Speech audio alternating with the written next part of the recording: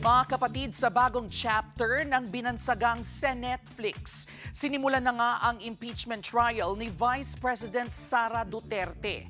Mahaba po ang proseso, marami ang eksena, pero sa kasaysayan ng Pilipinas, gaano nga ba kadalas umabot sa Senado ang mga impeachment case?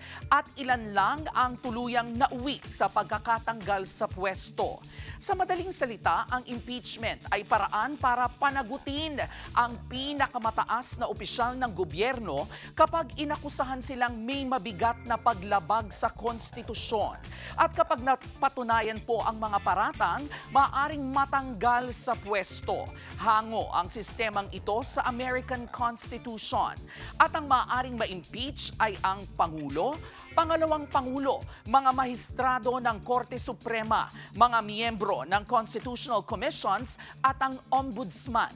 Noong 2000, si dating Pangulong Joseph Estrada ang kauna-unahang Pangulong na impeach. Pero hindi natapos ang paglilitis dahil nag-EDSA 2 noong 2001. Noong 2011 naman, na-impeach din si Ombudsman Merceditas Gutierrez. Pero nagbitiw bago pa man matapos ang paglilitis. Noong 2012, si dating Chief Justice Renato Corona ang kauna-unahan at hanggang ngayon, tanging mataas na opisyal na nahatulang guilty at napatalsik sa pamamagitan ng impeachment. Sumunod ang impeachment complaint laban kay dating COMELEC Chairman Andres Bautista noong 2017. Pero nagbitiw rin po ito. At ngayon, si Vice President Sara Duterte ang kauna-unahang vice-presidenteng sumasailalim sa impeachment trial. Pero tandaan, hindi dahil may impeachment complaint, abay sigurado ng matatanggal sa pwesto ang isang opisyal.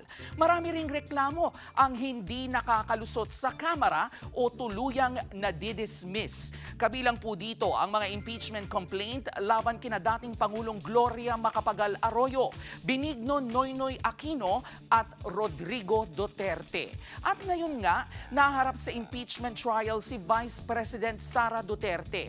At ang dapat po nating abangan ay kung paano ito magwawakas. Yan po ang ating K-Alaman. K-OK. Mga kapatid, Jervy Wrightson po. Eto na nga. Para sa latest showbiz news at iba pang K-Alaman, mag-follow at mag-subscribe na sa social media pages ng News 5.